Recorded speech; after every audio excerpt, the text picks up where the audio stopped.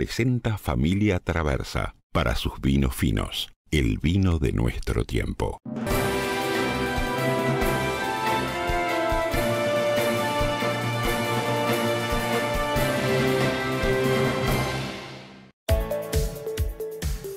Un hombre de 30 años fue asesinado en la madrugada de este domingo en la ciudad de Las Piedras, en el departamento de Canelones. La víctima, junto a un grupo de amigos, se encontraba en el Parque Artigas cuando delincuentes en moto los interceptaron y atacaron. Una adolescente de 13 años murió tras ser embestida por una camioneta cuando intentaba cruzar la ruta 8 a la altura del kilómetro 26 en Barros Blancos, en Canelones. Además, otras 4 personas fallecieron en siniestros de tránsito fatales en rutas nacionales este fin de semana. La mesa política de Cabildo Abierto se reunirá este lunes para analizar su continuidad en la coalición de gobierno. El pedido de renuncia del presidente Luis Lacalle Pou a la ministra de Vivienda, Irene Moreira, desató la crisis política. La Iglesia Católica del Uruguay celebró este sábado la beatificación del primer obispo del país, Jacinto Vera. Se trata del paso previo a la canonización y se alcanzó luego de que el Papa reconociera un milagro ocurrido en 1936. Peñarol se consagró campeón anticipado del torneo Apertura antes de jugar el partido ante Racing. Esta consagración del equipo aurinegro se da tras el empate de Nacional por 2-2 ante Defensor Sporting. ¿Qué tal? Muy buenas noches, el gusto de saludarlos, un placer darles la bienvenida a esta edición dominical de Red Informativa. Tenemos mucha información para compartir con ustedes. Les proponemos comenzar con el desarrollo de las noticias más destacadas de esta jornada y lo hacemos con informaciones de la crónica policial que les adelantábamos allí en titulares. La policía investiga el homicidio de un hombre de 30 años que fue asesinado en la madrugada de este domingo en la ciudad de Las Piedras, en el departamento de Canelones. La víctima, junto a un grupo de amigos, se encontraba en el Parque Artigas cuando delincuentes en moto los interceptaron y los atacaron. Fue trasladado hasta el Hospital de Las Piedras, donde fue asistido, pero falleció minutos después. El hombre de 30 años fue trasladado por sus amigos al Hospital de Las Piedras, próximo a las 6:30 de la mañana de este domingo. Tenía una herida de arma de fuego en el abdomen y, según manifestaron los testigos, todos ellos venían del Parque Artigas, de esa ciudad, cuando 2 personas en moto lo interceptaron y terminaron baleando a la víctima. Según supo Telemundo, el hombre fue baleado a la altura del estómago y, tras el incidente, sus amigos lo llevaron al Hospital de Las Piedras. La víctima había estado minutos antes en un local bailable cercano al Parque Artigas. Luego, salieron en grupo integrado por hombres y mujeres y frenaron en el Parque Artigas. Allí fue cuando se dio el ataque contra el hombre de 30 años. La víctima ingresó al Hospital de Las Piedras y, pese al esfuerzo del equipo médico, terminó falleciendo producto de la herida. Personal de policía científica trabajó en las cercanías del Parque Artigas para recabar indicios que ayuden a esclarecer el homicidio. En tanto, personal del Departamento de Homicidio de Canelones se encuentra recolectando testimonios de testigos y haciendo un relevamiento de las cámaras cercanas al lugar para poder dar con los sospechosos. En el local bailable donde asistió la víctima y el grupo de amigos, también hubo otro incidente que terminó con una persona herida de bala. Este hecho, indicaron fuentes del caso a Telemundo, no está relacionado con el homicidio. La investigación por el crimen del hombre de 30 años está a cargo de la fiscal de Las Piedras, Bárbara Zapater. Una adolescente de 13 años murió tras ser embestida por una camioneta cuando intentaba cruzar la ruta 8 a la altura del kilómetro 26 en Barros Blancos, en el departamento de Canelones. Otra adolescente que se encontraba con la víctima resultó con varios traumatismos y fue hospitalizada. El siniestro tuvo lugar este sábado sobre la hora de 18:20, en ruta 8, kilómetro 26, cuando las menores se disponían a cruzar la ruta de sur a norte y son embestidas por una camioneta que se dirigía por la misma de oeste a este. Según testigos, el vehículo, que era conducido por un hombre de 70 años de edad, circulaba a alta velocidad y se detuvo a 200 metros del accidente, según informó la policía caminera. A raíz del impacto, la menor de 13 años falleció, mientras que a su amiga de 14 se le diagnosticó traumatismo facial, posible fractura de macizo facial, siendo trasladada a un centro asistencial de Montevideo. La fiscal Castelar dispuso el relevamiento de las cámaras, testigos, el informe de científica, la incautación del vehículo y que el conductor del mismo quede detenido.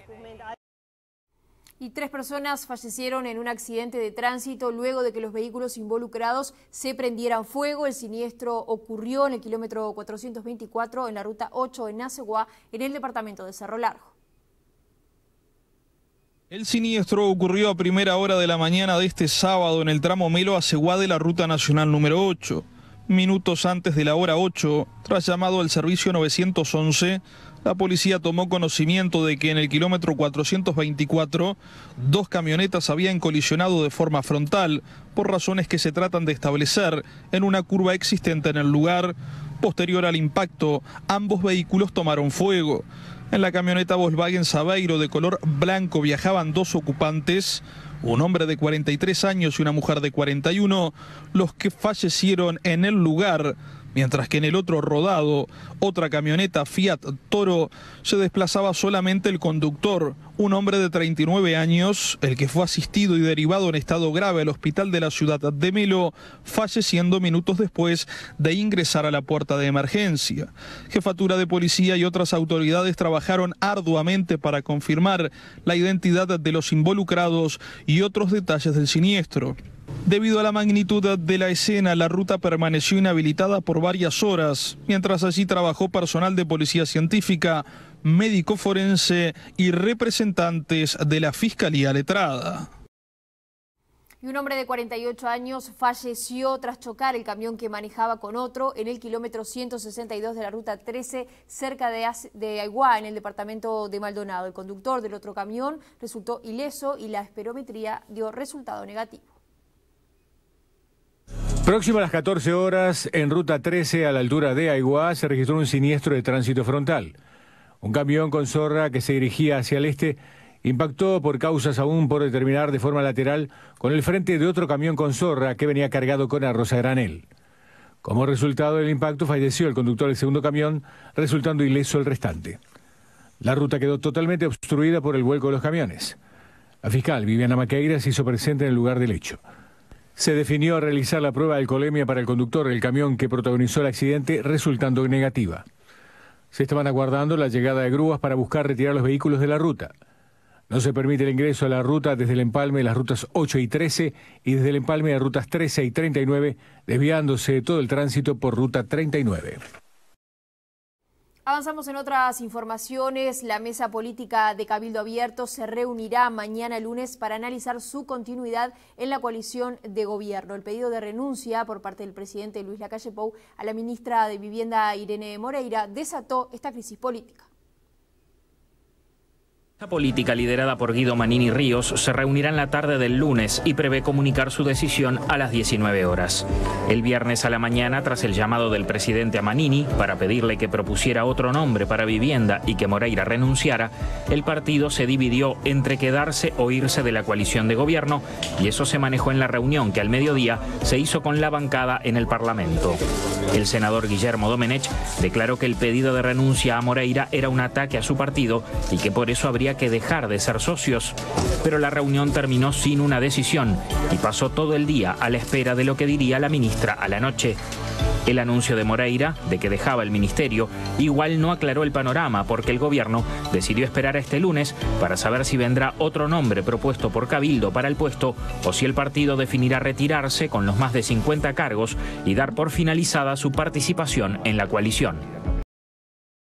Y el gobierno espera este lunes el nombre por parte de Cabildo Abierto de quién será el próximo ministro de Vivienda. Manini Ríos por estas horas define si le dará este nombre al Poder Ejecutivo o se retira de la coalición.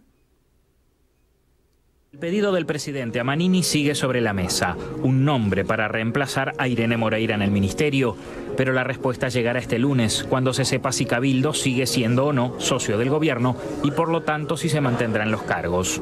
Para Cabildo Abierto son horas de intercambio interno, con el debate acerca de si hay que irse o quedarse en la coalición, con todo lo que ello supone. Mientras Moreira no presente formalmente la renuncia, sigue siendo la titular del ministerio y el subsecretario es el colorado Tabaré Hackenbruch. En su declaración del viernes, la ministra dijo que desde este lunes volvería al Senado. Desde el próximo lunes volveré a trabajar incansablemente, codo a codo, desde el Parlamento, como lo he hecho por los más frágiles de nuestra sociedad toda mi vida. En presidencia se llamaron a silencio a la espera de la resolución de Manini Ríos y su partido. El presidente y Manini coincidieron este sábado en la misa de beatificación de Jacinto Vera. No hubo saludo ni intercambio alguno, aunque estuvieron a pocos metros de distancia y se cruzaron.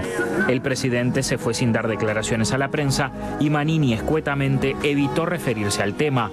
Hoy no es día para hablar de política, sino de Jacinto Vera. Cuando un ministro se va, se pone a otro, y cuando se toma licencia, la Constitución prevé que se designe temporalmente a otro ministro en funciones a cargo o que actúe el número 2 de la cartera. En este caso se optó por esperar y definir luego de que se despejen las decisiones políticas entre los socios. Irene Moreira adjudicó otra vivienda a otra persona vinculada a Cabildo Abierto. La exministra otorgó al menos 5 hogares en esta modalidad. La exministra Irene Moreira adjudicó al menos 5 viviendas, además de la que le otorgó la cabildante Mónica Piris, que provocó que el presidente Luis Lacalle Pou le pidiera la renuncia. Según informó el periodista Leonardo Abercon del Observador, la mujer que recibió la vivienda de 4 dormitorios es hija de una enfermera oriunda de Vichadero, que en su perfil de Facebook ha compartido una gran cantidad de publicaciones sobre distintas actividades de Cabildo Abierto. Además, también publicó fotos de reuniones del partido y publicaciones tanto de Manini Ríos como de la propia Moreira. La militante participa de actividades de la agrupación Despertar Oriental, a la que pertenece la diputada Nazmi Camargo. Si bien ella le negó al Observador que sea militante de esta fuerza política, la propia diputada le reconoció al mismo medio que la conoce y que participó de reuniones de la agrupación. Incluso la legisladora sostuvo que ella la orientó a la militante para que vaya a la oficina del ministerio a solicitar la vivienda, aunque niega haber incidido en la adjudicación. Vamos a cambiar de tema. La Iglesia Católica del Uruguay celebró este sábado la beatificación del primer obispo del país, Jacinto Vera. Se trata del paso previo a la canonización y se alcanzó luego de que el Papa reconociera un milagro ocurrido en el año 1936. Jacinto Vera fue beatificado después de que el Papa Francisco reconociera oficialmente el sábado 17 de diciembre de 2022 un milagro atribuido al primer obispo de Montevideo. Esto permite que se lo declare como beato, el paso previo a la canonización. Además, la beatificación habilita que su imagen pueda ser venerada en iglesias y altares, además de que se le asigne un día propio para celebrar su vida y su figura, como sucede también con los santos. El milagro que se le reconoció a Jacinto Vera fue la curación de María del Carmen Artagabeitia, una joven de 14 años ocurrida en 1936, de una infección contraída luego de una operación de apendicitis que no podía ser curada por los médicos que la trataron. El caso estaba a estudio del Vaticano desde 2017, en el que se reunieron pruebas y testimonios. Para que una curación sea considerada milagrosa, se realizan estudios y análisis médicos para comprobar que no tiene explicación científica. El proceso de canonización de Vera comenzó en 1935. Años después, la Iglesia determinó que había causa para dar lugar al proceso, lo que le valió a Vera el título de siervo de Dios, el primer paso hacia ser declarado santo. En 2015 el Papa Francisco lo declaró venerable, el segundo escalón, y para ser canonizado es necesario que se compruebe un segundo milagro a su nombre. Estamos celebrando un testigo de Jesucristo. Esta fue la vida de Monseñor Jacinto Vera. ¿Quiénes no recuerdan su caridad? ¿Quién no recuerda su fuerza para enfrentar las adversidades y proponer un camino para la Iglesia?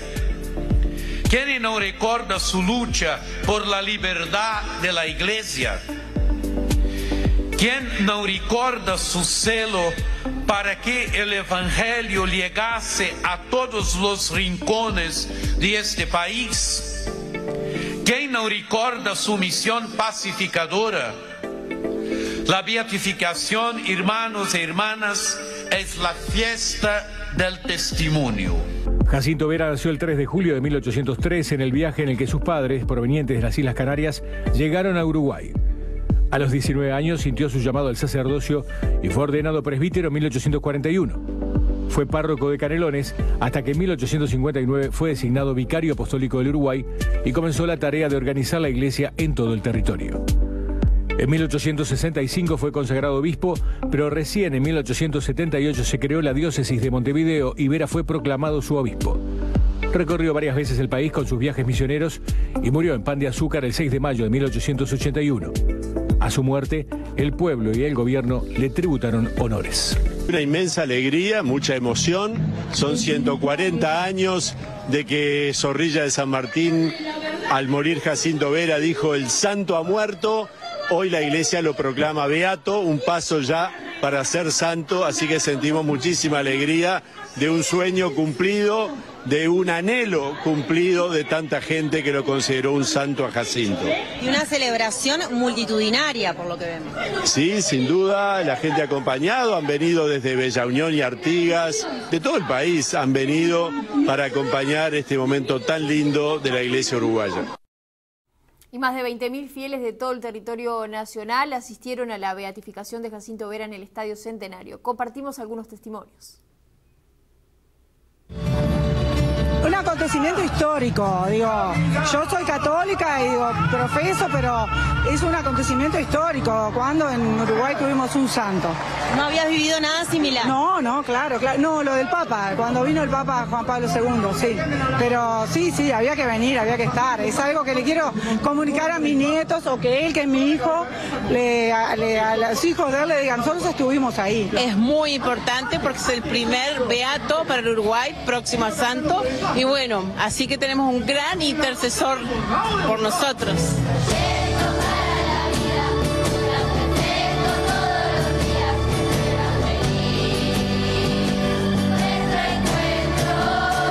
Para festejar la beatificación de Jacinto Vera, porque es un hecho histórico para Uruguay y para la Iglesia, y para dar testimonio de nuestra fe.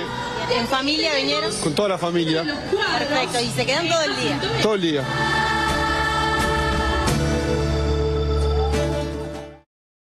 El presidente de la República, Luis Lacalle Pou, y el líder de Cabildo Abierto, Guido Manini Ríos, coincidieron en la beatificación de Jacinto Vera en el Estadio Centenario, y si bien estaban a unos metros de distancia, no hubo saludo ni ningún tipo de intercambio entre ellos. El presidente de la República, Luis Lacalle Pou, y el senador y líder de Cabildo Abierto, Guido Manini Ríos, estuvieron este sábado a pocos metros uno del otro en la ceremonia de beatificación del obispo Jacinto Vera en el Estadio Centenario. Manini llegó primero, lo hizo acompañado de otras dos personas y se sentó junto al diputado blanco Rodrigo Goñi, con quien conversó en muy buen tono durante toda la ceremonia. El presidente de la República llegó algunos minutos antes de que se iniciara la misa, acompañado del secretario de Presidencia y el prosecretario. Se sentó junto a la vicepresidenta de la República, quien había llegado un rato antes. No hubo saludo ni intercambio con Manini en ningún momento. Si bien estaban a varios metros de distancia, la visual de un punto a otro era clara. El presidente declinó hacer declaraciones y estuvo atento a toda la ceremonia, que transcurrió con una lluvia intermitente. Cuando ya se retiraban del estadio, el mandatario se encontraba sacándose fotos con algunas de las personas que se lo solicitaron. Manini, que también iba de salida, coincidió con él casi frente a escasa distancia, pero ninguno levantó la vista. Manini siguió su camino de salida del lugar. Consultado sobre su presencia y lo ocurrido el viernes con la renuncia de Irene Moreira al Ministerio de Vivienda, Manini se limitó a responder. Hoy no es día para hablar de política, sino de Jacinto Vera. ¿Mañana se reúnen? ¿El lunes?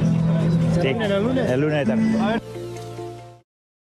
Y la vicepresidenta de la República, Beatriz Argimón, y el ministro de Defensa Nacional, Javier García, también participaron de la beatificación, y allí ambos coincidieron en respaldar al presidente de la República, Luis Lacalle Pou, tras el pedido de renuncia a la ministra Irene Moreira.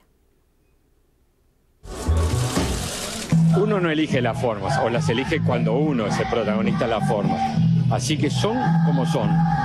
Lo que yo quiero destacar es la convicción política del presidente de la República cuando toma la decisión. Y además yo creo que estamos con una experiencia política de apenas 3 años. También estas cosas dentro de unos años se van a ver con otra perspectiva. Por vuelvo a reiterar, los países que tienen coaliciones hace mucho tiempo, estas son cosas que se viven. No son buscadas, no son agradables, pero hay que saber resolverlas. Los problemas son graves cuando no se saben resolver. Cuando se resuelven son parte de la vida en comunidad y en la vida política. Y le agrego un dato más. En el Uruguay hay una estructura política que vino para quedarse, que es la coalición de gobierno. Hay uruguayos que son de la coalición de gobierno por encima de los partidos que la integran. Y me parece que nosotros tenemos también el deber de cuidar, de proteger y de honrar el mandato que recibimos de todos aquellos uruguayos que votaron a la coalición de gobierno. La hoy senadora Moreira se dio un espacio para poder transmitir lo que sentía, pero tengo claro que cuando un actor político es designado como ministro de Estado, el mismo día que se le nombre, sabe que es el presidente de la República quien puede solicitarle la renuncia. ¿Cometió un error Irene Moreira?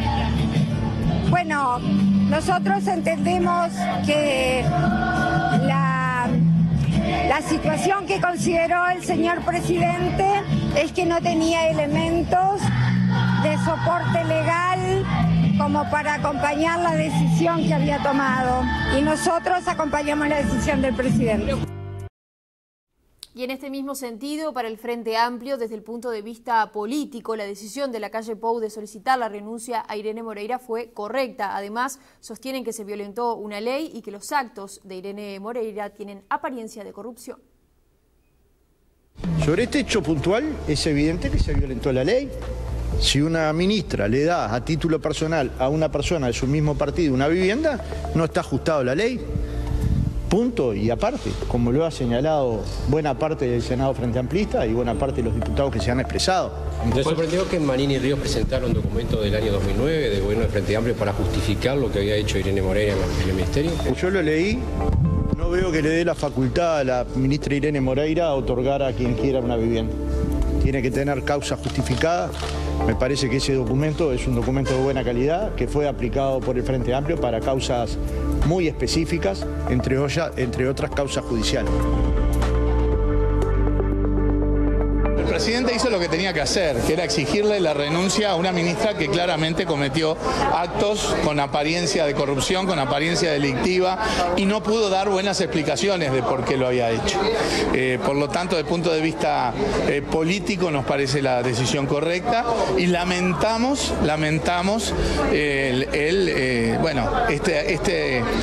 este golpe, un leve pero golpe al fin a un contexto institucional que se genera desde Cabildo Abierto. De alguna manera casi que emplazando al presidente para que no tomara esta decisión. Los ministros se deben a la decisión del presidente. Pasa en este gobierno y en todos los gobiernos. Gobierne quien gobierne. Por lo tanto, sí vemos con preocupación ese proceso. La vida dirá si la coalición seguirá junta o no, pero no es algo que a nosotros nos tenga que quitar el sueño. Avanzamos en otros temas. La Comisión Honoraria para la Salud Cardiovascular advierte las consecuencias del exceso de la sal en el agua. El informe sostiene que hipertensos tienen que tener mayor precaución a la hora de consumir el agua de OCE. La Comisión Honoraria advirtió que las enfermedades cardiovasculares son la causa principal de muerte en el mundo y la hipertensión arterial es el factor de riesgo con mayor impacto en la mortalidad y discapacidad por enfermedades cardiovasculares. En este sentido, el informe sostiene que la ingesta excesiva de sal se asocia a un aumento de la presión arterial y se considera entre los 3 principales factores de riesgo dietético para la salud. Este comunicado se da en el marco del incremento de sodio en el agua potable que llevó adelante OCE y que incluso llevó a la empresa a que advirtiera a la población hipertensa que consuma preferiblemente agua embotellada. La reducción de la sal en la dieta es una de las medidas recomendadas por Naciones Unidas para prevenir las enfermedades no transmisibles y es una de las mejores estrategias para mejorar la salud de la población según la OMS. Casi el 37% de los uruguayos tiene presión arterial elevada y la tercera parte de ellos no lo sabe. La hipertensión arterial contribuye al menos en el 40% de las enfermedades del corazón y accidentes cerebrovasculares. Si bien el informe sostiene que hay ausencia de evidencia entre el contenido de sodio en el agua y el riesgo de hipertensión, asegura que las personas hipertensas son quienes tienen que tener mayor cuidado a la hora del consumo. Y el director de OCE por el Frente Amplio, Edgardo Ortuño, reclamó descuento en la tarifa y subsidio para comprar agua embotellada por los altos niveles de salinidad. Recordemos que a pedido de OCE y debido al déficit hídrico, el Ministerio de Salud Pública autorizó el aumento nuevamente de los niveles de sodio y de cloruro en el agua. A pedido de OCE y debido al déficit hídrico, el Ministerio de Salud Pública autorizó aumentar nuevamente los niveles de sodio y cloruro en el agua. Si bien desde la cartera se aseguró que no hay riesgo para la salud, el sabor, olor y color se verán afectados. La medida fue aprobada sin el voto del director del ente por la oposición, Edgardo Ortuño, que reclamó atender aspectos sociales y sanitarios. Esta medida supone un aumento significativo de los niveles de cloruro y de sodio en el el agua que la población va a recibir, y por lo tanto no es una medida que se deba tomar en forma aislada, sino en el marco de un paquete de medidas que atienda a las consecuencias sociales y las consecuencias sanitarias que tienen estos aumentos. Desde el Ministerio de Salud Pública se recomienda a las personas hipertensas consumir agua embotellada, exhortación que para el Frente Amplio se debe acompañar de subsidios y rebajas. Uruguay tiene más de un 30% de población hipertensa. Se habla de... se recomienda que se aumenten los controles médicos y se recomienda que se compre agua embotellada, y no toda la población tiene para comprar agua embotellada. También pensamos que a la población en general, que va a sentir un gusto mucho más salado en el agua y que eso puede generar rechazo que le impida beberla, bueno, se debe compensar económicamente disponiendo una rebaja, un descuento de tarifa como se hizo en 2015, ¿verdad?, donde con la firma del doctor Tabaré Vázquez se exoneró a toda la población de Maldonado cuando tuvimos aquel evento de olor y sabor malo en el agua por la cianobacteria. En otros temas les comentamos que la agrupación universitaria del Uruguay se reunió con el ministro de Trabajo y Seguridad Social, Pablo Mieres, para hablar del anteproyecto presentado por la Caja de Profesionales para mejorar la situación financiera de la institución. Desde AUDU indicaron que el ministro Mieres admitió que para que la Caja sea viable tendrá que haber un apoyo financiero por parte del Poder Ejecutivo. De la reunión salimos realmente satisfechos. El ministro está al tanto del proyecto que se presentó. Entendemos que los tiempos políticos son importantes y bueno, algo que nosotros pensábamos y que nos planteó es que primero querían resolver el tema de la ley de la reforma de la seguridad social y ahora se van a poner a trabajar en el anteproyecto que presentó el directorio de la Caja. Y lo que él nos planteó fue que siguiéramos en contacto, que las gremiales siguiéramos apoyando tanto la actuación del directorio actual como todo lo que el Poder Ejecutivo pueda hacer para intentar que esta ley, que está denominada Ley Express porque es de suma urgencia que salga, se pueda a la brevedad posible presentar en el Parlamento. Bueno, el ministro nos dijo que sí, que evidentemente el Poder Ejecutivo va a tener que apoyar financieramente a la Caja porque si no, esto no sería viable con las medidas que estamos intentando proponer en subir el aporte de los afiliados, subir el aporte que hacen los jubilados, también los funcionarios van a tener que subir sus aportes y bueno, y para eso empezar a bajar los egresos.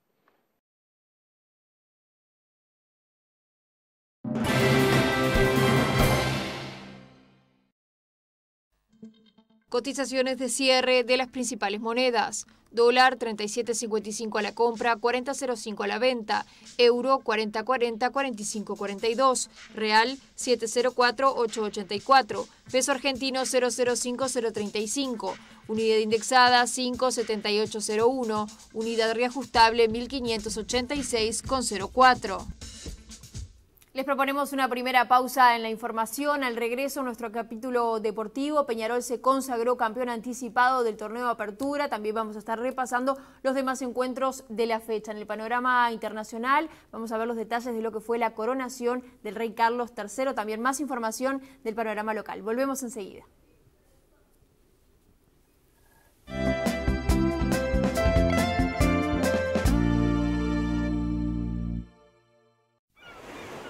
Cuando todo comenzó, te invité a celebrar por los sueños que acababas de alcanzar. Cuando todo comenzó, compartimos un faisán y ese día creció nuestra amistad. Aquí en Uruguay el vino es faisán. Nos encanta divertirnos y salir a disfrutar. Aquí en Uruguay el vino es faisán. Quiero siempre tu alegría, quiero siempre tu amistad. Aquí en Uruguay el vino es faisán. Un buen amigo en tu mesa. Con la baja de impuestos, 500.000 trabajadores y pasivos pagan menos IRPF y IAS. Me llamo Juan José Ciurquinas, vivo en Belvedere. Trabajé como mecánico industrial y ahora estoy jubilado. Con la rebaja impositiva voy a pasar a pagar un 60% menos de IAS de lo que pagaba antes. Me puede servir para hacer algunos arreglos, pintura. Me viene bárbaro. La baja de impuestos pone más dinero en el bolsillo de los jubilados y pensionistas. Uruguay baja los impuestos. Ministerio de Economía y Finanzas. La vida no es tuya. Salís a la calle y caminas mirando al suelo. Haces cualquier cosa por evitar a la gente, por esconderte del mundo. Cuando le iba a abrazar llegaba acá, no podía tocarme las manos. Ahora pues así. Esta era yo. Los grupos son todo, son tu contención, tu motivación. Esta vida sí es mía, ahora sí soy yo. Me quiero, me gusto. El éxito de los grupos de adelgazamiento ahora también los podés lograr por internet. No tenés ni que moverte de tu casa. Ahora no hay excusas. Llame o envíe un mensaje para recibir más información. Comunícate por WhatsApp. Cosechamos la mejor genética de uvas para obtener el vino más elegante e intenso. El trabajo artesanal y la tecnología nos han permitido convertirnos en la bodega uruguaya que más exporta. Vinos Traversa, el vino de nuestro tiempo. Darte un gustito te está costando un montón. Sacá un préstamo en crédito, amigo, y listo el pollo. Sin papeles ni demoras. Pedilo por WhatsApp o por la web y retíralo en cualquier hábitat o red pagos del país. ¿Necesitas efectivo? Pedíselo a Crédito Amigo.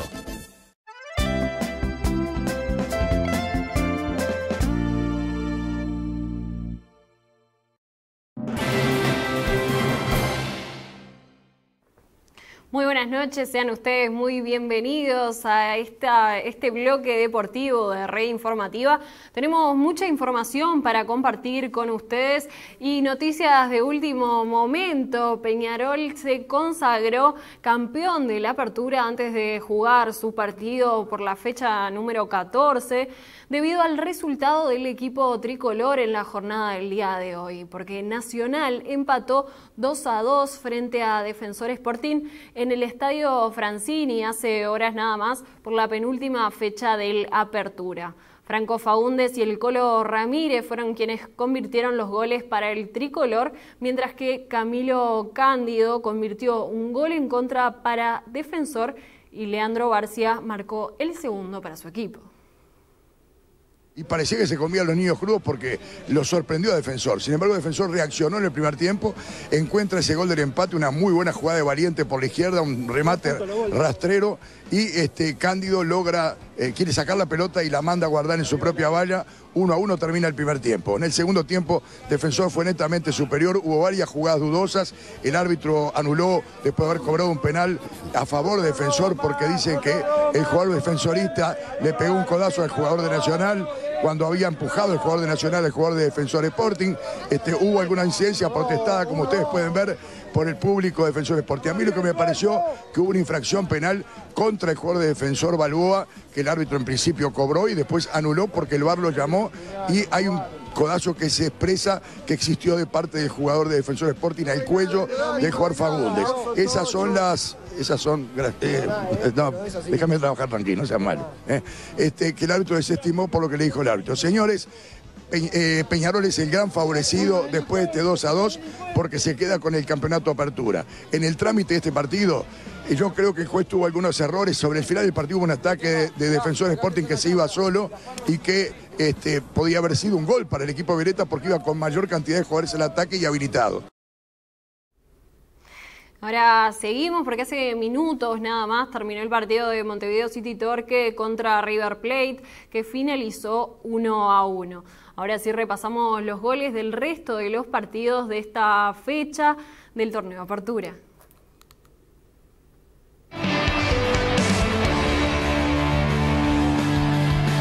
La fecha empezó el viernes con un partido que terminó en empate, evidentemente con el estado del campo de juego que termina incidiendo y que altera la normalidad. Y si no, vean, primero el gol de Valdés de cabeza para el 1-0 de Boston River y después esto. El agua frena la pelota, Cristian Olivera apura la salida del arquero y define para poner en 37 minutos del primer tiempo el 2-0 de Boston River. Cerro Largo lo va a empatar a los 48 del segundo tiempo. Sí, a los 48 Hugo Silveira ponía el descuento, ponía el 1-2 para el equipo de Spinell.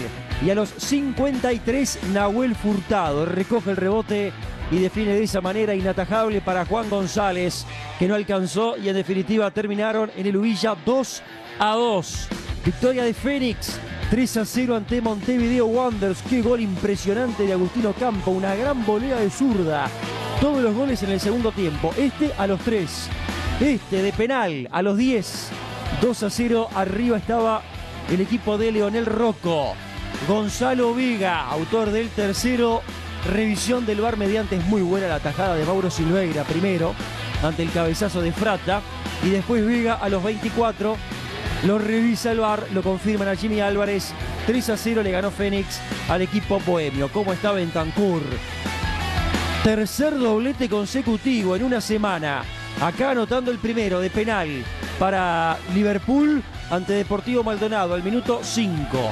A los 27 también de penal, pero en este caso Alan Medina poniendo el 2-0 para el equipo de la Cuchilla. Leandro Tormín allí recibe después del rebote de zurda, patea y pone el 3-0. Así terminó el primer tiempo.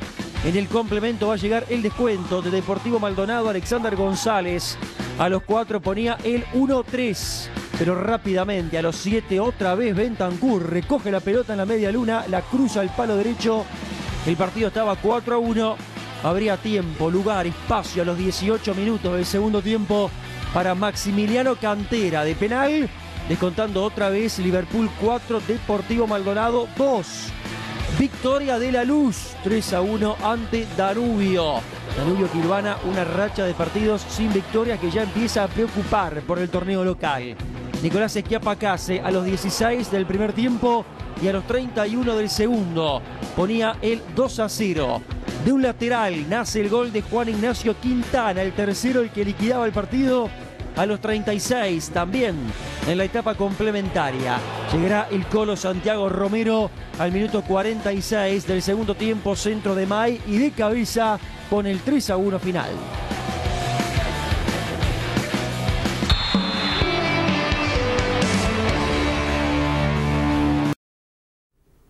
Y ahora nos vamos a repasar los partidos jugados en este fin de semana por la segunda división profesional.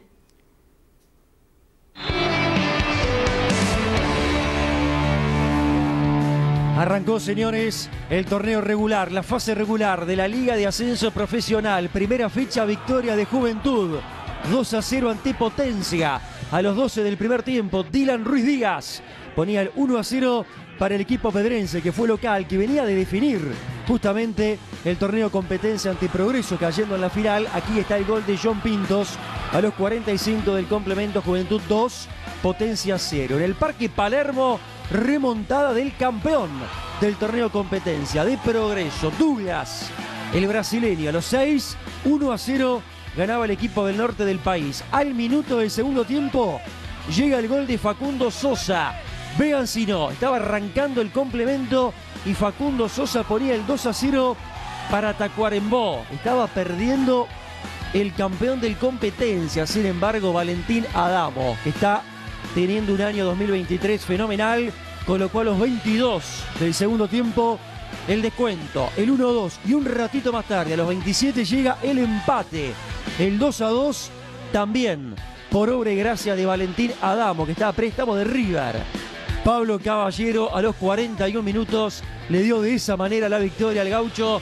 Progreso 3, Tacuarembó 2. Y también por la primera fecha del torneo regular, victoria de Oriental de La Paz en Montevideo ante Rampla. Partido jugado en el estadio Obdulio Varela porque Rampla tiene suspendida la localía. Matías Núñez puso el primero a los 20 minutos. Todo pasó en el segundo tiempo. A los 26, otra vez Matías Núñez ganaba 2-0 el equipo canario. A los 34, Agustín Navarro le dio esperanza a Rampla. De esa manera descontó. Ponía el 1-2 para el equipo Picapiedra, pero Matías Núñez se llevó la pelota. Anotó a los 36 del complemento, el tercero suyo y el tercero de Oriental, que le ganó 3-1 a Rampla en el Obdulio Varela.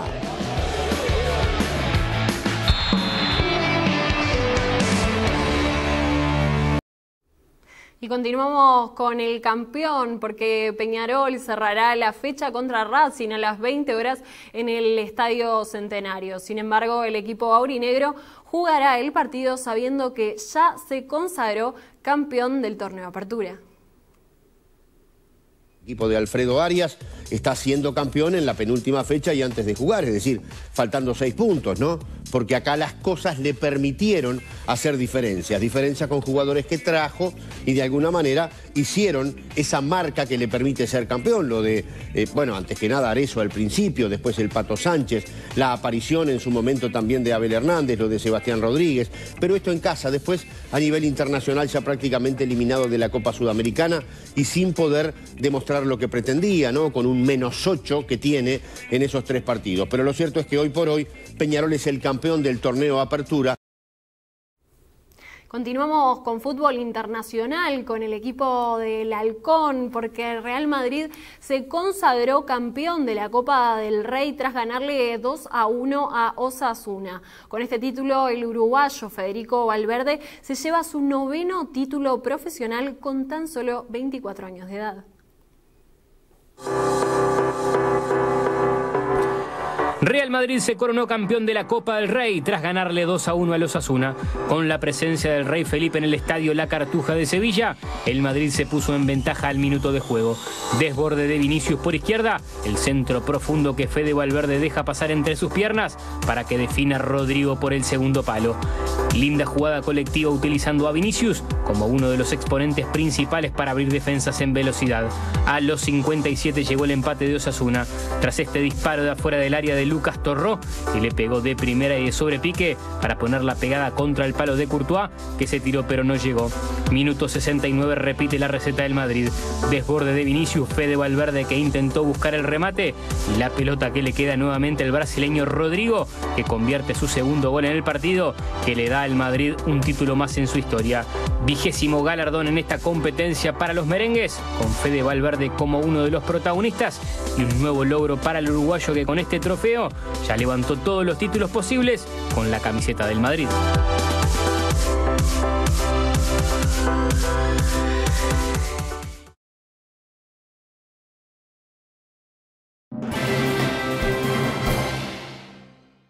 Seguimos adelante en esta edición dominical, pasamos al panorama internacional. El rey Carlos III fue coronado en la abadía de Westminster en Londres, 70 años después de la coronación de su madre, la reina Isabel II.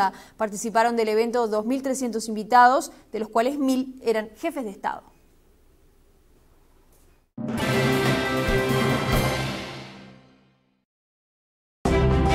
Carlos III fue oficialmente coronado este sábado rey del Reino Unido. En una ceremonia solemne en la abadía de Westminster, el arzobispo de Canterbury, Justin Welby, colocó la corona de San Eduardo sobre la cabeza del monarca de 74 años. God save the King. Posteriormente, su esposa Camila, de 75 años, también fue coronada. 8 meses después de subir al trono, tras la muerte de su madre, la reina Isabel II, Carlos III fue solemnemente coronado en una fastuosa ceremonia única en Europa, que el Reino Unido no vivía desde hacía 70 años. La tradicional ceremonia en la abadía de Westminster fue presenciada por unos 2.300 invitados, entre ellos un centenar de jefes de Estado extranjeros y cientos de representantes de la sociedad civil británica. Los herederos de la corona, los príncipes William y